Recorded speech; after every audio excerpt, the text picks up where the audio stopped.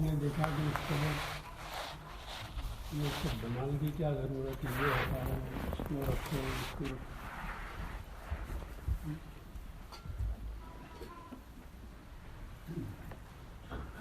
کچھ سمجھے آپ لوگ نے؟ سرکار دو عالم صلی اللہ علیہ وسلم سے حضرات صحابہ رضی اللہ تعالیٰ عنہ مجمعین نے جب سنی تو اسی طرح سب ایک ہیئت پر زمین پر بیٹھے. تو جو معذورین ہوتے ہیں ان کے لیے کرسیاں، نماز میں بھی اجازت، سجدے میں بھی اجازت.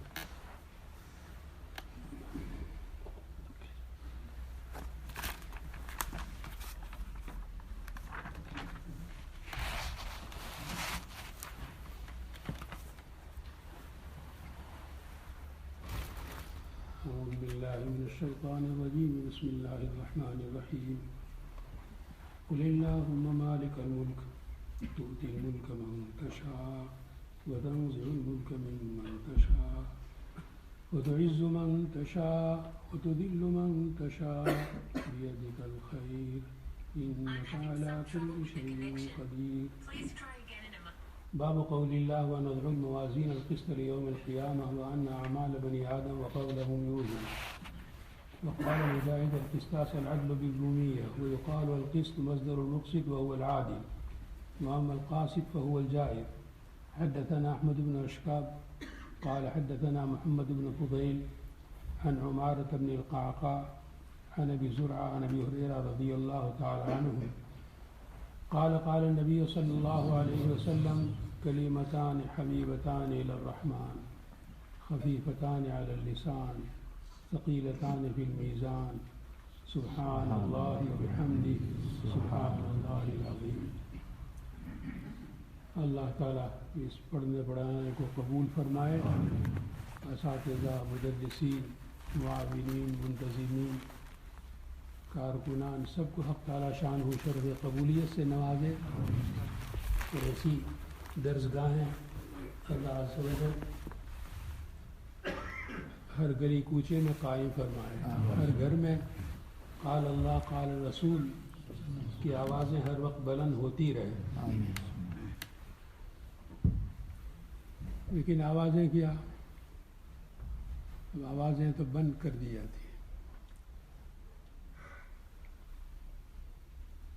اسی لیے میں نے یہ آیت پڑھی جس کے اخیر میں ہے وَتُذِلُّ مَن تَشَاءُ.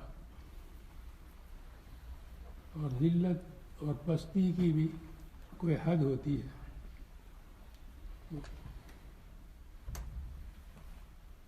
یہاں جو حضرات تشریف فرما ہیں انہوں نے جب سے آنکھ کھولی اس وقت سے لے کر کس طرف اوپر جاتے ہوئے دیکھا، وَتُعِزُّ مَن تَشَاءُ کا نظارہ آپ نے دیکھا یا وَتُذِلُّ مَن تَشَاء کا دیکھا. ہر دن نئی خبر لے کر آتا ہے، ہر دن. اس لیے جو چمن ویران ہو گئے، وہاں کی بلبلیں کہاں گئی ہوں گی؟ اس کو ہم پکارتے ہیں عندلیب مل کے کریں آہو زاریاں، عندلیب مل کے کریں آہو زاریاں، تو پکار ہائے گل میں پکاروں ہائے دل. کہ تو کل تک پھول کے پاس بیٹھ کر کھیلتی رہتی تھی عندلیب،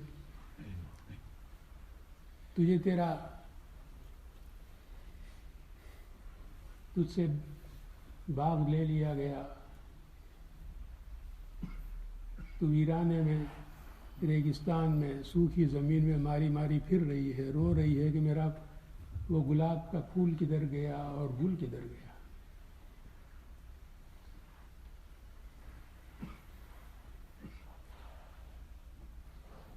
اور یہ جو کچھ جہاں کہیں ہوا وہ کیسے ہوا؟ کسی نے نہیں کیا. کہتے ہیں اس گھر کو آگ لگ گئی گھر کے چراغ سے. جس مدرسے میں طوفان، تماشے، جھگڑے، ہنگامے ہوتے ہیں تو کوئی باہر سے آ کر کرتا ہے؟ اپنے ہی تو آگ لگانے کے لیے چراغ جلاتے ہیں. جس مسجد میں، جس گھر میں، جس خاندان میں، جس ملک میں، جس محلے میں. اور یہ قیامتیں کتنی جلدی شروع ہو گئی. آپ یہ نہ دیکھیے کہ 1500 برس، 1500 برس نہیں، بلکہ وہ تو آقائے دو جہاں صلی اللہ علیہ وسلم اور مہاجرین پر بیت گئی سو بیت گئی. جب ہجرت فرما کر مدینہ طیبہ تشریف لے آئے تو 1 2 3 ہوتے ہوتے بس پھر وہاں تمام تکالیف کا خاتمہ ہو چکا تھا. اور اس کے بعد آپ صلی اللہ علیہ وسلم کی مدینہ منورہ کے قیام کی مدت کتنی؟ تھوڑی سی، اتنی بھی نہیں جتنے میں بچہ بالغ ہوتا، تھوڑی سی مدت. اور آپ صلی اللہ علیہ وسلم کے بعد حضرت صدیق اکبر رضی اللہ عنہ کی مدت خلافت، نام تو کتنا بڑا کہ آپ کی مدت خلافت، تو مدت خلافت 2.5 سنين، 2-2.5 برس، کتنے مختصر. مگر مدینہ منورہ سے لے کر کہاں تک پہنچا دیا صدیق اکبر رضی اللہ عنہ نے. ایسا دھکا لگایا کہ کہاں سے کہاں پہنچا دیا. 2.5 برس. اور حضرت سیدنا عمر فاروق رضی اللہ تعالیٰ عنہ نے جہاں تک پہنچایا تھا، بعد والوں نے تو اس کو بلیا میٹ کرنا شروع کیا. سیدنا عثمان غنی رضی اللہ تعالیٰ عنہ کے دور خلافت کی آدھی مدت دیکھیے 6 برس. وہی حضرت فاروق، سیدنا عمر فاروق رضی اللہ عنہ کا دھکا اتنا زور کا تھا کہ وہ گاڑی آگے پیچھے سے دھکا دینے والے کوئی نہیں تھے، پھر بھی وہ رکی نہیں، وہ چلتی ہی رہی منزل کی طرف. لیکن پھر جو نصف خلافت کے بعد، آدھی خلافت، آدھی مدت کے بعد کے جو 6 برس ہیں، بس ادبار شروع ہو گیا. اور کیسا شروع ہوا کہ ان 6 برسوں میں جو تیاری ظالموں نے، باغیوں نے، دشمنوں نے، سبائیوں نے کرنی شروع کی تھی، وہ اتمام تک پہنچا کر رہے ہیں. اور مدینہ طیبہ میں آدھی دنیا کا شہنشاہ سیدنا عثمان بن عفان رضی اللہ تعالیٰ عنہ ایک ایک دانے کا محتاج، پانی کے ایک گھونٹ کا محتاج.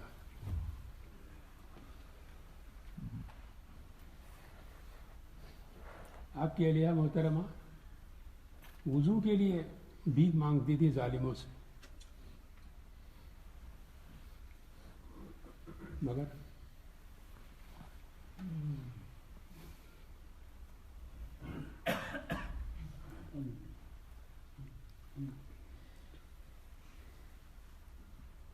جب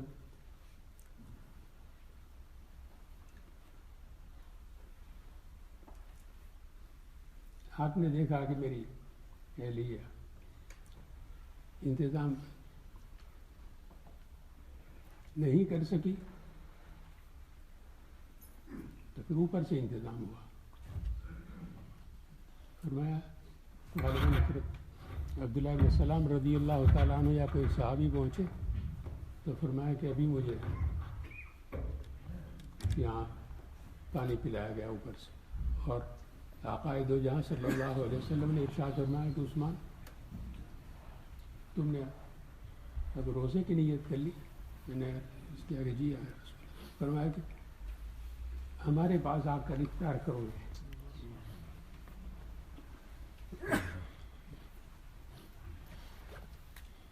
اور یہ جو کہانی شروع ہوئی تو یہ آپ کے بعد حضرت سیدنا علی بن ابی طالب رضی اللہ تعالیٰ عنہ جب تشریف لائے تو آپ کی مدت حضرت ابو بکر صدیق رضی اللہ تعالیٰ عنہ سے ڈبل بھی نہیں، اس سے بھی کم. حضرت عثمان رضی اللہ تعالیٰ عنہ کی شہادت، سیدنا علی بن ابی طالب رضی اللہ تعالیٰ عنہ کی شہادت. تو اس میں کوئی باہر کا لشکر آیا؟ اس گھر کو آگ لگ گئی، گھر کے چلے. اور یہ سلسلہ جو چلتا رہا تو پھر حضرت عبداللہ بن زبیر رضی اللہ تعالیٰ عنہ کی شہادت، حضرت حسن رضی اللہ تعالیٰ عنہ کی شہادت، بڑے بھائی کی شہادت، پورا سلسلہ. اور حضرت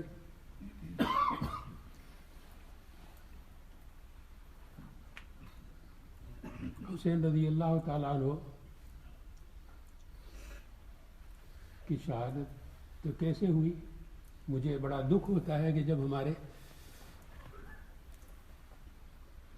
اہل سنت میں سے کسی مضمون میں کوئی تحریر پڑھتا ہوں کہ جسے ایک جہاد اور ایک جنگ صرف یہ ثابت کرنے کے لیے کہ حضرت سیدنا حسین رضی اللہ تعالیٰ عنہ کی شجاعت، بہادری، آپ کی جرأت، یہ تمام چیزیں ثابت کرنے کے لیے جتنے الفاظ ہو سکتے ہیں سب وہ لے آتے ہیں اور یہ ثابت کرتے ہیں کہ بہت بڑی گویا جنگ ہو رہی تھی. وہ تو جیسے حضرت عثمان غنی رضی اللہ تعالیٰ عنہ گھر میں ان سے مانگ رہے ہیں پانی کی بھیک، اسی طرح سیدنا حسین رضی اللہ تعالیٰ عنہ تو صرف یہاں سے یہاں کی شکایات لے کر جا رہے تھے تاکہ شام جائیں، بصرہ جائیں، کوفے جائیں، عراق جائیں. کون سے گھوڑے ساتھ تھے، کون سی فوج ساتھ تھی؟ 1.5 درجن افراد کو لے کر کوئی جنگ کے لیے نکلتا ہے، جہاد کے لیے نکلتا ہے، مقابلے کے لیے نکلتا ہے، جس میں خواتین اور بچے زیادہ ہیں. وہ تو گویا عبداللہ بن زبیر رضی اللہ عنہ کی شہادت برداشت نہیں کر سکے تو اب جا رہے تھے کہ مدینہ منورہ محفوظ نہیں رہا، مکہ مکرمہ محفوظ نہیں رہا،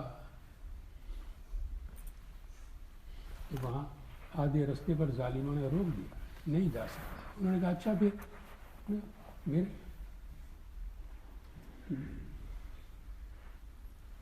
جد امجد نانا صلی اللہ علیہ وسلم کے پاس واپس لوٹ جاتا ہوں. نہیں، واپس بھی نہیں جا سکتا.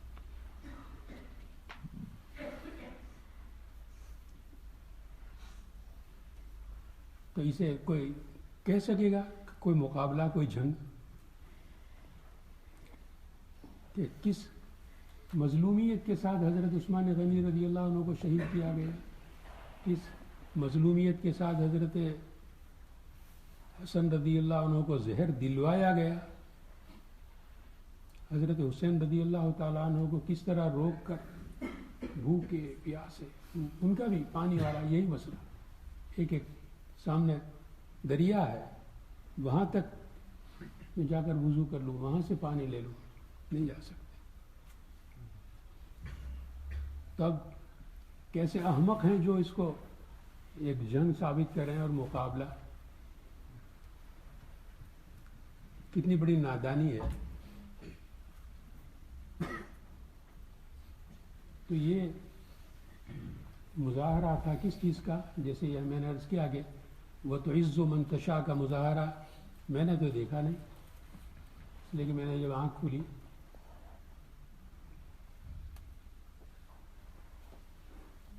تو 47 سے جو سلسلہ شروع ہوا ہے تو 47 کے احوال آپ پڑھ نہیں سکتے کہ کیا گزری ہندوستان کے مسلمانوں پر اور جو پاکستان گئے ان پر. تو اس وقت سے لے کر اب تک کی ساری تاریخ دیکھ کر آپ کی سمجھ میں آئے گا کہ وہ ایک ہی وہ تذل من تشاء کا مالک کی طرف سے مظاہرہ ہو رہا ہے.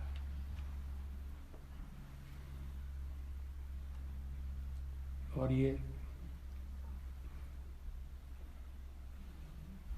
کیوں ہو رہا تھا کہ اللہ عز و جل نے قرآن کریم کی آیت میں اہل بیت کا ذکر فرمایا کہ اہل بیت کون ہیں. حضرت شیخ قدس الروح کو کسی طرح معلوم ہو جاتا کہ یہ سادات میں سے ہے، اہل بیت میں سے ہے، تو سب کچھ بدل جاتا حضرت. اتنا اکرام اعزاز یہ سید محمد علوی مالکی مکہ مکرمہ کے ہمارے انگلینڈ میں بھی ہماری دارالعلوم کی مسجد جب مکمل ہوئی اس کے بعد ان کا پیغام آیا مکہ شریف سے کہ میں آنا چاہتا ہوں. ان کے جد بزرگوار والد محترم سید مالکی جب 1969 میں یا اس کے بعد 70s کے شروع میں حضرت شیخ قدس الروح مدینہ طیبہ میں تھے تو وہ مالکی مذہب کے سب سے بڑے مفتی تھے دنیا کے اس وقت. تو وہ تشریف لائے حضرت کی خدمت میں سے جب واپس جانے لگے تو حضرت نے فرمایا کہ عبدالرحیم میں تو معذور ہوں، ان کو ان کی کار تک چھوڑ کر آ. تو رستے میں فرمانے لگے کہ جو حضرت شیخ قدس الروح تو میرے نزدیک اس وقت کے امام مالک ہیں. اور ساتھ ہی انہوں نے تمام صفات پھر گنوائی کہ یہ صفت بھی پائی جاتی ہے، یہ بھی پائی جاتی ہے، یہ بھی پائی جاتی ہے. اور اس کے بعد فرمایا اس لیے میری پیشین گوئی ہے کہ یہ یہیں بقیع میں دفن ہوں گے. تو امام مالک رحمۃ اللہ علیہ کی قبر سے چند قبر ہی کے فاصلے پر داہنی طرف ازواج مطہرات کی قبریں، پھر حضرت فاطمہ الزہرا رضی اللہ تعالی عنہا اور حسن رضی اللہ عنہ کی قبریں، اور پھر اس کے حضرت فاطمہ رضی اللہ تعالی عنہا کی قبر سے چھٹی قبر حضرت شیخ قدس الروح کی بنی. تو وہ حضرت شیخ قدس الروح سے اس قدر عقیدت رکھتے تھے تو ان کے صاحبزادے سید محمد علوی وہ 86 میں یہاں دارالعلوم تشریف لائے. 3 دن قیام رہا ان کا. انہوں نے کتاب لکھی تھی، مجھے اصرار کرتے رہے کہ اس پر کچھ تقریض لکھ دیں، کچھ کلمات لکھ دیں. میں نے کتاب دیکھی اور معذرت کر دی. تو یہ سید محمد علوی مالکی حضرت شیخ قدس الروح یہاں تشریف لائے تو ان کے لیے دسترخوان پر جو چیزیں رکھی گئی کہتے ہیں 65 انواع 65 قسم کے کھانے رکھے گئے تھے. تو یہ صرف اور صرف ان کی سیادت کا اکرام، سید ہونے کی وجہ سے. اسی طرح اور سادات کے ساتھ بھی حضرت کا برتاؤ ہم نے ہمیشہ دیکھا. کیوں؟ ہم تو سوچتے نہیں ایسی چیزیں. ہمیں سوچنا چاہیے کہ ہم ہماری نماز ہوتی نہیں جب تک ہم ان کے لیے اللہم صلی علی محمد وعلی آل محمد کہ اہل بیت پر جب تک ہم درود شریف نہ پڑھیں وہاں تک ہماری نماز نہیں ہوتی.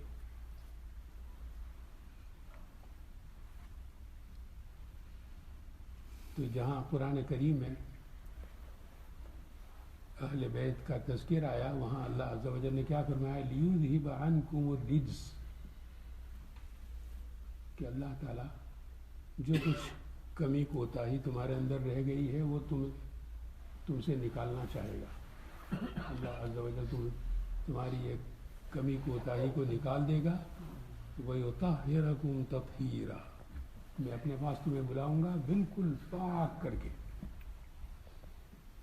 اچھی طرح پاک کر کے. تو یہ جو کچھ ان اہل بیت کے ساتھ ہوا اس آیت کا مظاہرہ جو اللہ عز و جل نے اس میں مستقبل کے لیے فرمایا تھا کہ تمہارے ساتھ ایسا ہوگا. جب آیات اتری ہوں گی اہل بیت بھی پڑھتے ہوں گے اس وقت انہوں نے سوچا نہیں ہوگا کہ وہ کس درجے کی ہوں گی. اور پھر حضرت حسین رضی اللہ تعالیٰ عنہ یا حضرت حسن رضی اللہ تعالیٰ عنہ یا ان کے ابا کی شہادت, تو اس پر کچھ تو انسانی دل رکھنے والا کوئی بعد میں آیا ہوتا تو کچھ تو سوچتا ہو کہ یہ تو کتنا برا ہوا کہ ہمارے گروہ نے, ہم جیسوں نے, ہماری جماعت نے ان کے ابا کو بھی مارا, بڑے بھائی حسن کو بھی مارا, چھوٹے حسین کو بھی مارا, ان کے بچے چھوٹے چھوٹے بچوں شیرخوار بچوں کو مارا, اور مارا صرف نہیں بلکہ مار کر کاٹ کر سر لے گئے دشت میں. کیسے دل تھے ان لوگوں کے. اللہ عز و جل نے جو فرمایا تھا لیذہب عنکم الرجس ویطہرکم تطہیرا کہ جو مناسب تمہارے لیے آقائے دو جہاں صلی اللہ علیہ وسلم کے ساتھ فردوس اعلیٰ میں متعین ہے وہ ان مجاہدوں سے گزر کر تمہیں ملے گی. اس لیے اللہ عز و جل نے انہیں اس راہ سے گزارا. اور کیسے گزارا کہ ابھی رمضان مبارک میں سارا رمضان میں نے روز اسی کی تسبیح شروع کی تھی اہل بیت اہل بیت, اور عنوان بنایا تھا کہ دیکھیے ہمارے چاروں ائمہ, امام اعظم ابو حنیفہ رحمۃ اللہ علیہ, دوسرے نمبر پر حضرت امام مالک رحمۃ اللہ علیہ, حضرت امام شافعی رحمۃ اللہ علیہ, اور امام احمد بن حنبل. امام شافعی رضی اللہ تعالیٰ عنہ تو تھے ہی سادات میں سے, قریش میں سے تھے, قریشی تھے, حضرت علی کرم اللہ وجہہ کی سے نہیں, سادات میں سے نہیں, لیکن قریشی تو تھے وہ, لیکن باقی تینوں ائمہ وہ قریشی بھی نہیں ہے. تو یہ چاروں کے چاروں حضرت امام شافعی رحمۃ اللہ علیہ سمیت یہ اہل بیت کے لیے اپنی جان قربان کر دیتے ہیں,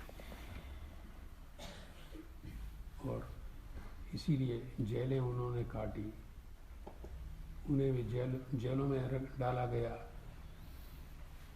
درے مارے گئے, سزائیں دی گئی, اور سب نے اسی طرح شہادت پائی. اب حضرت امام احمد بن حنبل رحمۃ اللہ علیہ نے طویل عرصے تک کوڑے کھائے اور تکلیفیں جھیلی, تو اس مار کا اثر تو ہوتا ہی اندر. اس لیے میں کہا کرتا ہوں کہ جن کو ظاہری طور پر شہادت ہمیں نظر نہیں آتی انہیں بھی اللہ عز و جل نے مرتبہ شہادت اس طریقے سے عطا فرمایا کہ اس مار کی وجہ سے اندر جو ڈیمیج ہو گیا تھا اسی میں انتقال ہوا. اور حضرت امام شافعی رحمۃ اللہ علیہ، امام احمد کے استاذ،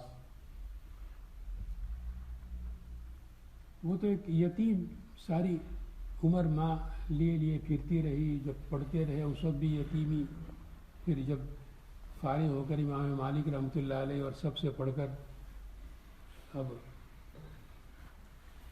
تمام فنون کے امام بن گئے، بلاغت کے، ادب کے، تمام علوم کے امام بن گئے، لیکن مسئلہ ان کے نزدیک پھر بھی وہی تھا کہ گزارے کی کوئی شکل نہیں۔ تو مکہ معظمہ میں کسی سے انہوں نے ذکر کیا کہ میں نے اب تو میرا گھر گروی رکھ دیا ہے گزارے اور کھانے پینے کے لیے۔ تو انہوں نے کہا کہ مجھے یمن بھیجا جا رہا ہے، وہاں کا گورنر بنا کر، گورنر نہیں، قاضی القضات بنا کر، تو قاضی بنا کر بھیجا جا رہا ہے، تو میں وہاں جا کر تمہارا انتظام کروں گا، تو تم میرے ساتھ چلو۔ وہ لے گئے۔ انہوں نے پھر یہ یمن کی سرحد پر ایک جگہ ہے نجران، تو وہاں آپ کو بھیج دیا۔ تو امام شافعی رحمۃ اللہ علیہ نے دیکھا کہ امام مالک رحمۃ اللہ علیہ نے موطا تیار کی، اپنے پیچھے تلامذہ مجتہدین تیار کیے۔ امام اعظم ابو حنیفہ رحمۃ اللہ علیہ نے ان سے بھی پہلے 4000 مجتہدین تیار کیے، اس میں سے پھر 1000 کو الگ کیا، ان 1000 میں سے پھر 40 کو الگ کر کے ایک کونسل بنا دی کہ یہ جو مسئلہ پیش آئے یہ بنائے، اور جو پیش آ سکتا ہو بالفرض تو وہ بھی تیار کریں۔ تو انہوں نے اس کونسل نے سارا مذہب حنفی تیار کر کے ہمیں دیا۔ تو حضرت امام شافعی رحمۃ اللہ علیہ نے یہی سوچ کر کہ یہ جس طرح امام مالک رحمۃ اللہ علیہ نے اجتہاد فرمایا، امام اعظم نے فرمایا، تو اسی طرح میں بھی اسی رستے پر چل کر کے یہ کام کرتا ہوں۔ تو آپ نے بھی اپنی کونسل تیار کرنی شروع کی۔ ابھی صرف مجمع تو بہت بڑا آپ کے گرد جمع ہو گیا تھا، سینکڑوں ہزاروں کی تعداد میں، اس میں سے ابھی 7-8 کو آپ ممتاز اور منتخب فرما چکے تھے۔ تو اتنے میں ہارون رشید کے پاس اطلاع بھیج دی جاتی ہے کہ یہ نجران میں بہت بڑا خطرہ ہے،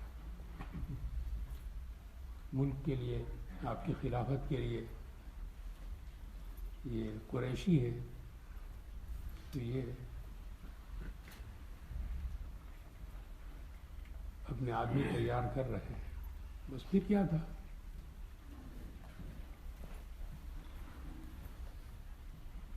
ہارون رشید نے ان کو طلب کیا، چنانچہ گلے میں توق، پیروں میں زنجیریں، اس حال میں ان کو لے جایا گیا۔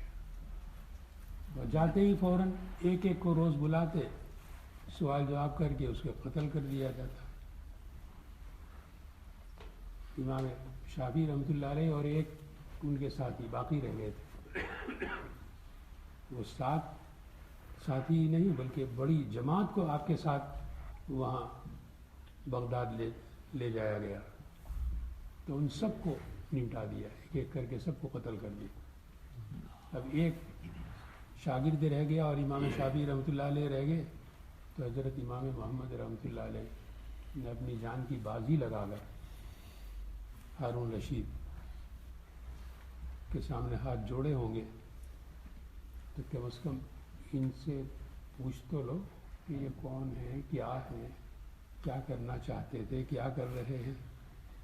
پھر کیا تھا، کامیاب ہو گئے حضرت امام محمد رحمۃ اللہ علیہ ذہن بنانے میں کہ ان کی جان خلاصی ہو گئی امام شافعی رحمۃ اللہ علیہ کی۔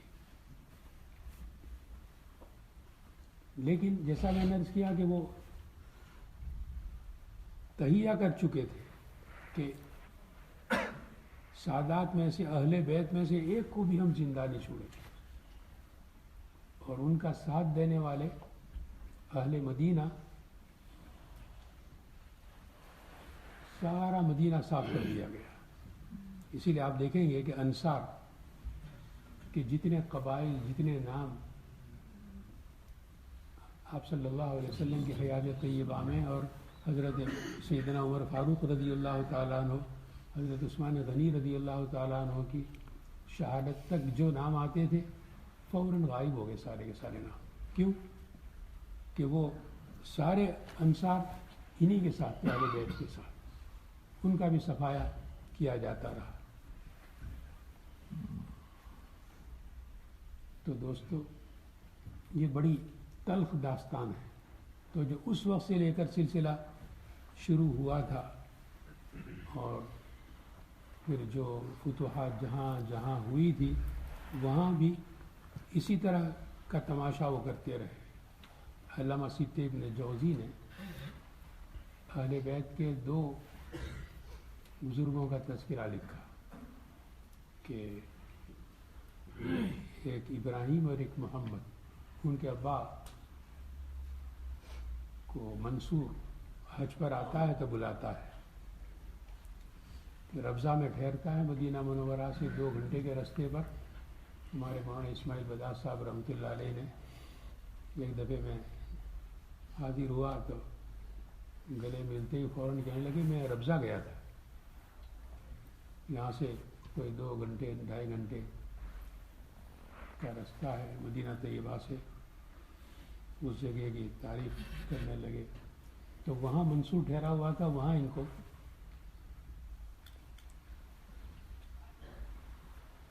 ابراہیم اور محمد کے ابا کو بلایا گیا کہ ان کو لاؤ۔ پوچھا کہ تمہارے بیٹے کدھر ہیں؟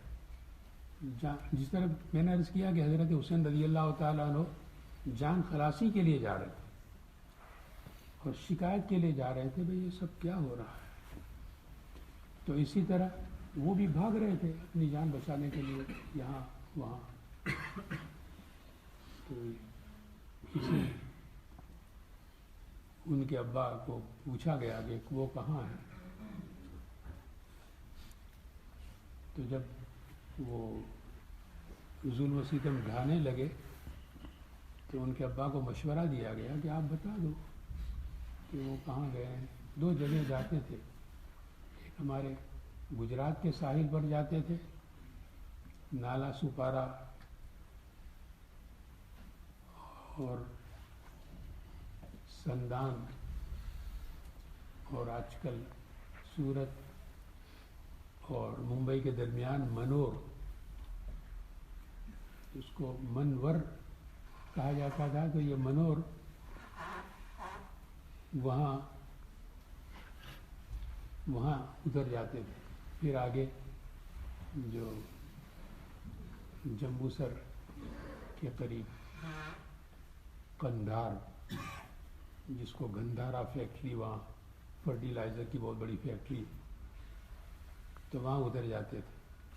اس لیے کہ وہ ابن بطوطہ جب یہ گندھارا پہنچا ہے گجرات کے اس کنارے پر، تو انہوں نے لکھا کہ یہاں 10,000 مسلمان ہیں، اور ایسی مساجد ہیں، اتنے بڑے علماء ہیں، فلاں فلاں بزرگوں سے میری ملاقات ہوئی، ساری تاریخ انہوں نے لکھی ہے۔ تو اس طرف چلے جاتے تھے، تو اہل مدینہ نے ان کو مشورہ دیا کہ آپ کیوں نہیں کہہ دیتے کہ وہ ہند چلے گئے، سندھ چلے گئے؟ تو انہوں نے کہا میں کیوں کہوں؟ پھر انہوں نے قرآن کریم کی آیت تلاوت فرمائی، جو حضرت ابراہیم اور اسماعیل علیہ السلام کے قصے میں اللہ تعالیٰ نے فرمایا کہ جب ابراہیم علیہ السلام کو بیٹے کو ذبح کرنے کا حکم دیا گیا تو اس کے اخیر میں فرمایا کہ ان ھذا لہو البلاء المبین، کہ یہ بڑا زبردست امتحان تھا جس میں وہ کامیاب ہو گئے، کہ بیٹے کے گلے پر چھری رکھ دی، چلانے کی کوشش کی، چل نہیں سکی، کاٹ نہیں سکی، مالک کا حکم تھا اس لیے وہ چلی نہیں۔ تو فرمانے لگے کہ اللہ نے خود حکم دیا اس کو پورا کرنے کے لیے، جو گلے پر چھری رکھی تھی اسے کہا گیا کہ ان ھذا لہو البلاء المبین. تو میرے بیٹے کہاں ہیں، میں ان کو کیسے بتاؤں؟ کوئی مجھے پتا ہے کہ ظالم ان کو قتل کرنا چاہتے ہیں، جو ان کے لیے گناہ ہے، ناجائز ہے. تو میرا امتحان تو ابراہیم علیہ السلام کے امتحان سے بھی بڑا ہوا ہے. تو میرے پیر کے نیچے بھی اگر وہ ہوتے تب بھی میں پیر نہ اٹھاتا کہ میرے بیٹے یہاں ہیں. چنانچہ ان کو یہ جب جواب دیا گیا تو اور مظالم شروع کیے، اور یہاں سے 18 یا اس سے بھی اور تعداد یہ لوگوں نے ذکر کی ہے، ان سب کو یہاں سے لے گئے اور دجلہ یا فرات کے ایک گھر میں ڈال کر کے چاروں طرف سے اسے بند کر دیا گیا، نہ کوئی سوراخ نہ کچھ، اور اسی میں سب کی شہادت واقع ہو گئی. ایک آج رخصت ہو رہے ہیں، کل کو رخصت ہو رہے ہیں، سارے کے سارے اہل بیت. تو یہ اللہ عز و جل نے یہ دنیا اپنی صفات کا مظہر بنائی کہ وہ تو عز و منتشا کا مظہر بھی دیکھو.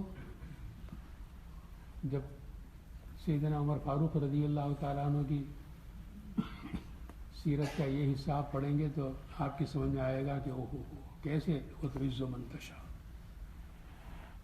اور یہ سیدنا عمر فاروق رضی اللہ تعالیٰ عنہ جب قدس پہنچے ہیں تو کعب احبار کا بیان ہے. وہ فرماتے ہیں کہ میں جب حضرت سیدنا عمر فاروق رضی اللہ تعالیٰ عنہ یہاں پہنچے تو میں بھی اپنے یہاں سے چلا. میں اپنے مذہب پر تھا، یا میں یہودی تھا. اور پھر اپنی ہسٹری وہ بیان کرتے ہیں کہ میرا باپ ساری عمر میں اسے سمجھتا رہا کہ یہ تو ہم سب کی طرح سے یہودی ہے اور اپنے مذہب پر ہے، خاندان کے مذہب پر ہے. لیکن مرتے وقت میرے باپ نے مجھے اپنے قریب بلایا اور فرمایا، اشارہ کیا ایک طاق کی طرف، فرمایا کہ اس طاق میں نے تمہارے لیے کچھ رکھا ہے، مگر اسے ابھی نہ کھولنا. جب میں مر جاؤں تو اس وقت اسے کھولنا. اور بالکل جب آخری سانس ان کے باقی رہ گئے تب انہوں نے ان کے سامنے کلمہ پڑھا کہ میں مسلمان ہو چکا ہوں، جیسا کہ تو اس تحریر میں دیکھے گا. کلمہ پڑھ کر وہ رخصت ہو گئے. انہوں نے کہا کہ میری موت اور تعزیت کے ایام گزر جائیں تو اس کے بعد اسے کھولا جائے. تو کہتے ہیں میں نے وہ فائل کھولی، اس میں نے پہلا کلمہ لکھا ہوا دیکھا، لا الہ الا اللہ محمد رسول اللہ خاتم النبیین لا نبی بعدہ. اور پھر آگے انہوں نے ان سے کہا تھا کہ دیکھو یہ جو جس نبی پر میں ایمان لایا ہوں وہ مکے میں ان کی ولادت اور ان کی ہجرت کی جگہ مدینہ طیبہ ہے. تو کعب احبار کہتے ہیں کہ میں آپ صلی اللہ علیہ وسلم کی ہجرت کے حالات سنتا رہا تو میرا ذہن منتقل ہوا کہ میرے ابا جس محمد رسول اللہ پر ایمان لائے تھے وہ یہی ہے. لیکن میں دیکھتا رہا کہ مجھے پورے طور پر اطمینان ہو جائے تب جا کر میں مسلمان ہوں گا. چنانچہ آپ صلی اللہ علیہ وسلم کے سارے حالات مجھے معلوم ہوتے رہے لیکن مجھے پورے طور پر تسلی نہیں ہوئی. میں وہاں پہنچ کر زیارت نہیں کر سکا. پھر صدیق اکبر رضی اللہ تعالیٰ عنہ کی وفات ہوئی کہ وہ مختصر خلافت کے بعد، تو ان کے ابا نے اس تحریر میں لکھا تھا کہ ان کے بعد جو خلیفہ ہوں گے تو ان کا حلیہ یہ ہوگا، ان کی مدت خلافت اتنی کم ہوگی اور ان کے بعد جو خلیفہ آئیں گے بس پوری دنیا میں اسلام کو پہنچا دیں گے. تو کہتے ہیں جب سیدنا عمر فاروق رضی اللہ تعالیٰ عنہ کا دور آیا تو مجھے اور میرا یقین پختہ ہوتا چلا گیا کہ یہ میری غلطی ہوئی کہ سیدنا محمد رسول اللہ صلی اللہ علیہ وسلم کی حیات طیبہ میں نے مدینہ طیبہ کا سفر کیوں نہیں کیا؟ فرماتے ہیں کہ اس کے بعد میں حضرت عمر فاروق رضی اللہ تعالیٰ عنہ جب قدس پہنچے ہیں تو میں نے دیکھا کہ صخرہ کے قریب نماز میں مصروف ہے.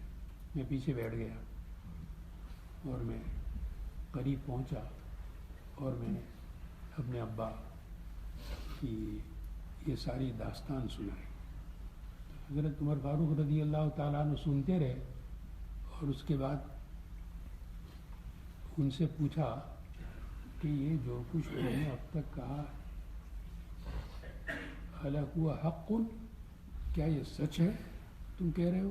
تو انہوں نے پھر قسمیہ حلفیہ قسم کھا کر کہا کہ جو میں کہہ رہا ہوں بالکل سچ ہے کہ میرے ابا نے اس طرح وصیت کی تھی، اس طرح ان کا انتقال ہوا تھا اور اب میں آپ کے انتظار میں تھا. تمام جو علامتیں انہوں نے میری اس فائل میں نے دیکھی جو لکھی تھی وہ ساری آپ میں پائی جاتی ہیں.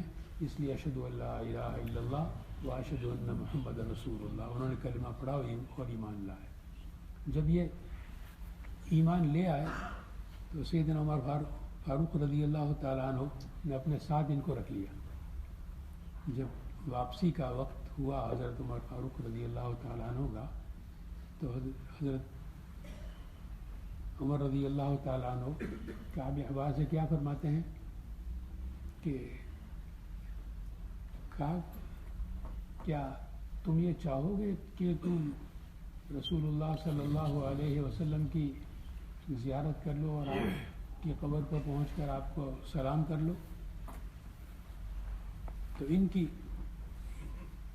اس تحریک پر حضرت کعب حضرت عمر رضی اللہ تعالیٰ عنہ کے ساتھ یہاں مدینہ منورہ پہنچے. پھر حضرت کعب رضی اللہ تعالیٰ عنہ نے حضرت عمر فاروق رضی اللہ تعالیٰ عنہ کی سیرت بہت تفصیل سے قریب سے دیکھی. وہاں کے حاضر باشر حضرت عمر فاروق رضی اللہ تعالیٰ عنہ جو کچھ توریت اور انجیل کے بارے میں پوچھنا ہوتا ہے ان سے پوچھا کرتے تھے. بے شمار ایسے مواقع ہیں، قصے ہیں کہ جس میں حضرت عمر رضی اللہ تعالیٰ عنہ نے ان کو بلایا اور ان سے اس سلسلے میں پوچھا. تو یہ جس طرح کے حضرات اہل بیت کے ساتھ گزری، تو جو اہل بیت کا ساتھ دینے والے صحابہ کرام تھے، بڑے بڑے صحابہ کرام، جس طرح میں نے عرض کیا کہ انصار تو 100% سارے اسی میں شہید ہوئے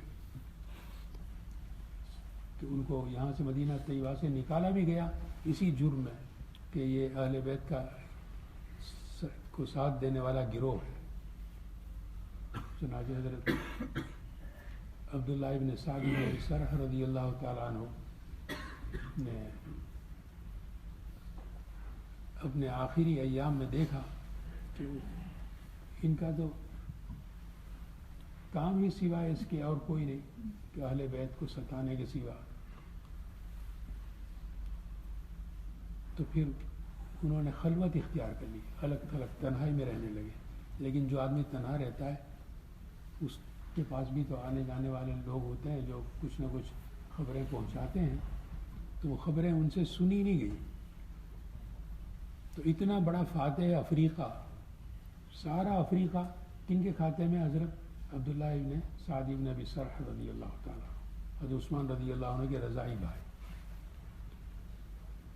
تو وہ جس طرح کے موجودہ حالات سے مسلمانوں کے دل دماغ اس وقت معوف ہیں، تو اس طرح وہ اس قدر ان کے بھی دل دماغ اس طرح معوف ہو چکے تھے کہ مالک کے سامنے ایک دفعہ فریاد کر رہے کہ الہی اب سے تو میں زندہ رہنا نہیں چاہتا. پھر مانگتے رہے قبولیت کا انتظار کرتے رہے. اخیر میں کہتے ہیں کہ شرط لگا دی، یا اللہ آج کی یہ جو فجر کی نماز ہے یہ میری آخری نماز ہو تو مجھے اس میں اٹھا لے. چنانچہ خود نماز کے لیے نیت باندھی اور نماز پڑھانی شروع کی. اور پہلی رکعت پوری کی، دوسری رکعت پوری کی، قعدے میں بیٹھے، قعدے میں السلام علیکم ورحمۃ اللہ، ایک دفعہ سلام ایک جانب یمین کی طرف داہنی طرف سلام پھیرا، دوسری طرف سلام پھیرنے کے بجائے سجدے میں سر رکھ دیا اور مالک کے پاس پہنچ گئے، مالک نے بلا لیا، دعا قبول ہو گئی۔ تو اسے وہ مسئلہ بھی حنفیہ کا کہ وہ دونوں سلام میں بھی فرق کرتے ہیں، پہلا اور دوسرا سلام، کہ ایک طرف میں اور دوسری طرف میں فرق کیوں، اسی لیے تو ہے کہ وہ نماز میں شمار ہوا۔ اسی طرح حضرت عبداللہ ابن سعد بن ابی سرح رضی اللہ تعالیٰ عنہ کی طرح سے صحابہ کرام میں سب سے نمایاں، جن کی آپ صلی اللہ علیہ وسلم سے قرابت اور قریبی رشتہ داری کوئی نہیں تھی، لیکن آپ صلی اللہ علیہ وسلم کو وہ بہت پیارے تھے، اور جب آپ صلی اللہ علیہ وسلم نے ان کو اپنا پیارا بنایا تو اوپر سے مالک کی طرف سے کیا کمی رہ جاتی؟ حضرت دحیہ کلبی رضی اللہ تعالیٰ، تو جب بھی فرشتہ آتا آپ صلی اللہ علیہ وسلم کی خدمت میں تو دحیہ کلبی رضی اللہ عنہ کی شکل میں، لوگ سمجھتے کہ حضرت دحیہ کلبی اپنے کام سے آئے ہیں، پھر آپ صلی اللہ علیہ وسلم ان کے جانے کے بعد پوچھتے کہ ابھی کوئی آیا تھا آپ نے دیکھا؟ ہاں ہم نے دیکھا کہ دحیہ کلبی آئے ہوئے تھے، فرمایا کہ نہیں، جبریل امین آئے ہوئے تھے۔ اسی لیے جب آپ صلی اللہ علیہ وسلم نے ایک بنو قریظہ کی تیاری کے موقع پر پوچھا کہ تم نے یہاں سے کسی کو جاتے ہوئے دیکھا؟ تو کہاں دحیہ کلبی یہاں سے گھوڑے پر گئے، تو آپ صلی اللہ علیہ وسلم نے فرمایا کہ نہیں، دحیہ کلبی نہیں تھے، وہ حضرت جبریل امین تھے۔ کتنے پیارے صحابی، اور اسی لیے آپ صلی اللہ علیہ وسلم ملوک و سلاطین کے پاس بھیجتے تو ان کو بھیجا کرتے تھے۔ ایک دفعہ وہاں سے سب چیزیں لے کر آئے، شام آپ صلی اللہ علیہ وسلم نے بھیجا تو وہاں کے میوے، وہاں کی چیزیں، تو آپ صلی اللہ علیہ وسلم نے اہل بیت گھر والوں کو شریک فرمایا کہ یہ دحیہ کلبی وہاں سے لائے ہیں۔ کوئی کپڑا تھا تو آپ صلی اللہ علیہ وسلم نے اس کا ایک ٹکڑا ان کو عنایت فرمایا کہ یہ اپنی اہلیہ کے لیے لے جاؤ، لیکن دیکھو یہ ذرا پتلا ہے، تو پردے کی خاطر آپ صلی اللہ علیہ وسلم نے ان سے فرمایا کہ دوسرا کپڑا اس کے ساتھ لگا لینا استر کے طور پر، تاکہ موٹا ہو جائے اور بدن نہ جھلکنے پائے۔ تو یہ حضرت دحیہ کلبی رضی اللہ تعالیٰ عنہ نے جب ان کے سب کرتوت دیکھے اور احوال دیکھے اور احوال میں تغیر دیکھا تو مایوس ہوئے، ان کی طرف سے اتنے مایوس ہوئے کہ کن الفاظ میں دعا کی؟ عرض کیا کہ الہی یہ تو اب تیرے حبیب صلی اللہ علیہ وسلم کی ہدی اور آپ صلی اللہ علیہ وسلم کے طریق کو تو چھوڑ چکے تھے، اور ان کو بار بار تنبیہ کی گئی کہ آپ صلی اللہ علیہ وسلم کے اصحاب کرام کا طریقہ یہ تھا، ان کا طور یہ تھا، ان کا طرز یہ تھا۔ کہتے ہیں ان کو تیرے حبیب پاک صلی اللہ علیہ وسلم کے طور و طریق سے دور رہنا چاہتے ہیں، یہ تیرے حبیب کے لاڈلے اور خدام صحابہ کرام کے طور و طریق سے یہ دور رہنا چاہتے ہیں، میں ان کے ساتھ رہنا نہیں چاہتا، الہی تو مجھے اپنے پاس بلا لے۔ چنانچہ حضرت دحیہ کلبی رضی اللہ تعالیٰ عنہ کی دعا قبول ہوئی، اور حضرت عبداللہ ابن سعد ابن ابی سرح رضی اللہ تعالیٰ عنہ کی طرح سے ان کی بھی اسی دعا کی قبولیت کے نتیجے میں وفات ہوئی۔ جیسے حضرت امام بخاری رحمۃ اللہ علیہ جب تنگ ہو گئے تو آخر میں اپنوں ہی سے تنگ ہو گئے، غیروں سے نہیں۔ تو یہ جتنے فساد مسجدوں میں ہوتے ہیں، مدرسوں میں ہوتے ہیں، جتنی شرارتیں ہوتی ہیں، انفرادی طور پر کسی کو نشانہ بنایا جاتا ہے، اجتماعی طور پر مسلمانوں کو بنایا جاتا ہے تو ان سب میں ان منافقین کا حصہ ہوتا ہے جو اپنے آپ کو مسلمانوں میں رکھے ہوئے ہیں. تو ان سے تنگ ہو کر، ان تمام لوگوں سے تنگ ہو کر حضرت عبداللہ ابن سعد ابن بصرح رضی اللہ تعالیٰ عنہ نے موت مانگی. حضرت یحییٰ کلبی رضی اللہ تعالیٰ عنہ نے موت مانگی. اور یہ امام بخاری رحمۃ اللہ علیہ نے بھی دعا کی، اللہم ضاقت علی الارض بما رحبت، الہی تیری زمین تو بڑی وسیع لیکن میرے لیے تنگ ہو گئی، فاقبضنی الیک، تو الہی تو مجھے اپنے پاس بلا لے. چنانچہ اللہ نے عید کے دن بلایا، ڈبل عید ہو گئی حضرت امام بخاری رحمۃ اللہ علیہ کی. اللہ عز و جل امت کے حال پر رحم فرمائے. دوستو ہم کیا کر سکتے ہیں؟ ہم کیا کر سکتے ہیں؟ ہم نے سوچا کبھی؟ کل میں نے وہاں ختم بخاری شریف اسی طرح کا تھا بولٹن میں، تو اس میں نے ان سے عرض کیا کہ دوستو ہم مالک کے سامنے رو تو سکتے ہیں. اور ان کو ایک خواب سنایا تھا، کسی نوجوان طالب علم نے خواب لکھا کہ اسے آسمان پر اوپر لے جایا گیا، اوپر اوپر اوپر اتنا اوپر بالکل پہنچ کر دیکھا کہ 2 دروازے ہیں. داہنی طرف دروازہ ہے، اس پر کچھ لکھا ہے، بائیں طرف دروازہ ہے، اس پر کچھ لکھا ہے. اس نے قریب جا کر دیکھا تو ایک بائیں طرف والے دروازے پر لکھا تھا مزے ہی مزے، اور جو داہنی طرف والا دروازہ تھا اس پر لکھا تھا الحدیث، یہ جو آپ پڑھ رہے ہیں. تو کہتے ہیں وہ طالب علم کے میں نے دیر تک سوچا، پھر میں نے فیصلہ کیا اور میں الحدیث والے دروازے میں داخل ہوا تو دیکھا کہ وہاں جا کر اس طرح کا بہت بڑا مجمع ہے. آقا دو جہاں صلی اللہ علیہ وسلم وہاں تشریف رکھتے ہیں، اور میں نے وہاں صلاۃ السلام پڑھنا شروع کیا. تو اللہ عز و جل کی طرف سے اسے اس لیے دکھایا گیا کہ دوستو اب یہ بالکل حق اور باطل 2 چیزیں نہیں رہی، صاف صاف بالکل. یہ جو کچھ فساد ہو رہا ہے وہ سب اسلام سے دوری کے لیے، سارے مذہبی اور تمام پلاننگ بھی ساری اسی کے لیے ہے. اور یہ اہل بیت نے صدیوں آج تک وہ اسی کو لیذھب عنکم الرجس ویطہرکم تطہیرا کا مظہر بنے ہوئے ہیں. تو اسی طرح امت محمدیہ کی یہ اس وقت تطہیر کا وقت ہے. اللہ عز و جل کی طرف سے تطہیر کی جا رہی ہے. اللہ تبارک و تعالی ہمیں مزید امتحان میں نہ ڈالے، ہمیں عافیت سے رکھے. اور عافیت اسی میں ہے کہ ہم اس سے اپنی مالک سے ایسی لو لگائیں کہ ہر آن اسی کا تصور رہے، نہ کھانے کا تصور، نہ پینے کا تصور، نہ اور کسی مزے کا خیال، نہ سونے کا، نہ لباس کا، نہ کپڑوں کا. یوم رہے اسی کا مالک، تیرے سوا ہمارا کوئی نہیں. قل ہو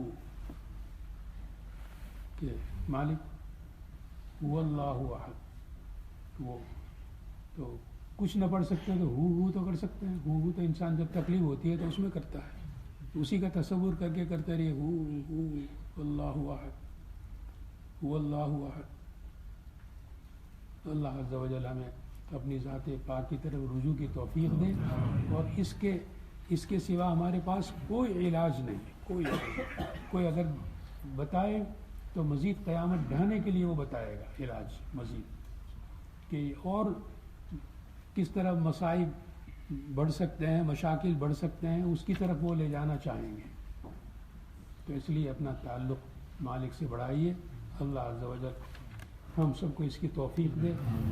ان پڑھنے والوں کو قبول فرمائے، پڑھانے والوں کو قبول فرمائے، طالبات کو قبول فرمائے، تمام طلباء کو، ان کے خاندانوں کو قبول فرمائے. اور یہ جو طالب علم نے دیکھا اوپر الحدیث، تو اسی میں اللہ عز و جل ہمیں مشغول رکھے. اور اس سے دور کرنے کی جتنی کوششیں ہیں اللہ عز و جل کوشش کرنے والوں کو ناکام فرمائے.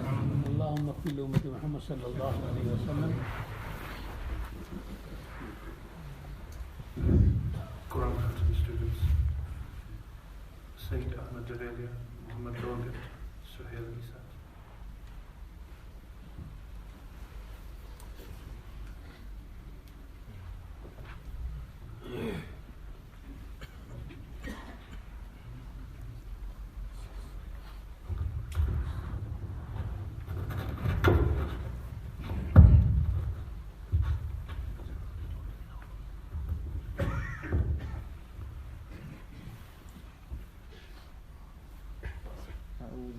أعوذ بالله من الشيطان الرجيم.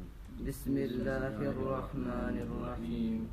قل أعوذ برب الناس ملك الناس إله الناس من شر الوسواس الخناس الذي يوسوس في صدور الناس من الجنة والناس. لا إله إلا الله والله أكبر ولله الحمد. بسم الله الرحمن الرحيم.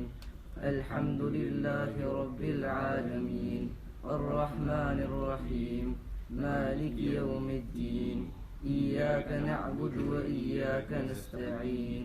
اهدنا الصراط المستقيم صراط الذين أنعمت عليهم غير المغضوب عليهم ولا الضالين آمين. بسم الله الرحمن الرحيم. ألف لام ميم. ذلك الكتاب لا ريب فيه هدى للمتقين الذين يؤمنون بالغيب ويقيمون الصلاة ومما رزقناهم ينفقون والذين يؤمنون بما أنزل إليك وما أنزل من قبلك وبالآخرة هم يوقنون. أولئك على هدى من ربهم وأولئك هم المفلحون. صدق الله العظيم. تو یہ جو سورہ ناس انہوں نے پڑھی، سورہ فلق اور سورہ ناس، قل اعوذ برب الفلق اور قل اعوذ برب الناس، ہر مسلمان کو یہ صورتیں یاد ہوں گی. تو کم از کم اسی کو پڑھتے رہیں، اور اس کو پڑھتے ہوئے بھی جب دوسری رکعت میں قل اعوذ برب الناس پڑھنا شروع کریں آپ نماز میں،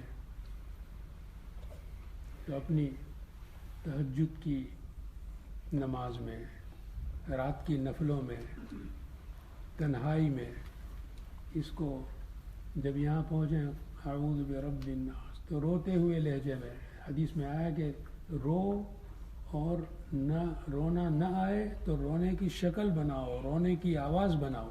بچہ بھی سبق سے بھاگنا چاہتا ہے تو ذرا سا رونے کی شکل بناتا ہے، رونے کی آواز نکالتا ہے، تو اس طرح رونے کی آواز میں اس کو رب الناس رب الناس اس کو دہراتے رہیے.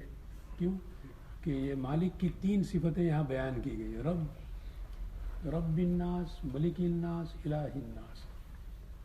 تمام مخلوق اللہ عز و جل نے پیدا فرما کر ایک بیج زمین میں گیا، اب وہ درخت بننا ہے یا اسے ختم ہونا ہے تو ختم ہو گیا.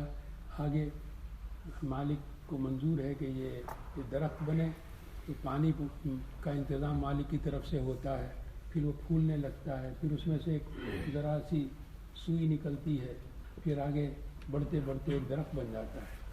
اور یہ جب درخت بن جاتا ہے تو مالک کہتا ہے کہ درختوں میں سے جو آپ ہزاروں پتے دیکھ رہے ہیں، لاکھوں پتے ہیں، ایک پتا بھی گرتا نہیں جب تک کہ میرا حکم نہیں ہوتا. قرآن کہتا ہے ما تسقط من ورق، ما تسقط من ورق، کہ ایک پتا بھی گرتا نہیں. تو کیسا رب کہ جو کائنات کے تمام درختوں کے پتوں کی عمر جانتا ہے، وہ پتا درخت سے جدا کب ہوگا اس کے حکم کے بغیر نہیں ہو سکتا. تو کیسا رب تو الہی. تو جتنے ربوبیت کے مسئلے ہیں، آپ کے جسم میں کوئی بیماری ہے، تکلیف ہے، کھانے کی تکلیف، پینے کی تکلیف، کام چاہیے، کام نہیں مل رہا، اس کی تکلیف، تو یہ تمام ربوبیت سے تعلق رکھنے والی چیزیں ہیں. تو اس کو روتے ہوئے رب الناس رب الناس رب الناس 50 دفعے 100 دفعے اسی کو دہراتے رہے. اور اگر کسی کا مسئلہ کوئی سرکاری طور پر اٹکا ہوا ہے، کوئی تکلیف ہے، یا اور کسی مکان زمین کی ملکیت کا کوئی مسئلہ ہے، یا کسی کے ساتھ کسی حقوق کا مسئلہ ہے، تو وہاں اسی کو دہراتے رہے ملک الناس ملک الناس ملک الناس. اور اگر سب سے بڑا مسئلہ تو ایمان کا تحفظ. بس یہ موجودہ جتنے فتنے ہیں، اتنے ہزاروں لاکھوں کو کیوں مہاجر بنایا جاتا ہے؟ تاکہ اس تکلیف کی وجہ سے ایمان چھوڑ دیں. تو اللہ عز و جل امت مسلمہ کو ان فتنوں سے محفوظ رکھے، سب کا ایمان بچائے رکھے. تو اس کے لیے ایمان کے لیے جس میں الوہیت کا مسئلہ ہے، اس میں الہ الناس الہ الناس. اگر دیکھا کہ اولاد میں سے کوئی باغی اور نافرمان بن رہا ہے، والدین ان کو سمجھاتے ہیں، کوشش کرتے ہیں کہ نماز پڑھو، دیندار بن جاؤ، کامیابی نہیں ہو رہی ہے، تو وہاں الہ الناس الہ الناس اس کو مقرر سے قرار کرتے رہے. درود شریف پڑھنے اللہم صلی اللہ علیہ وسلم شفیعنا و حبیبنا و سندنا و مولانا محمد و بارک وسلم.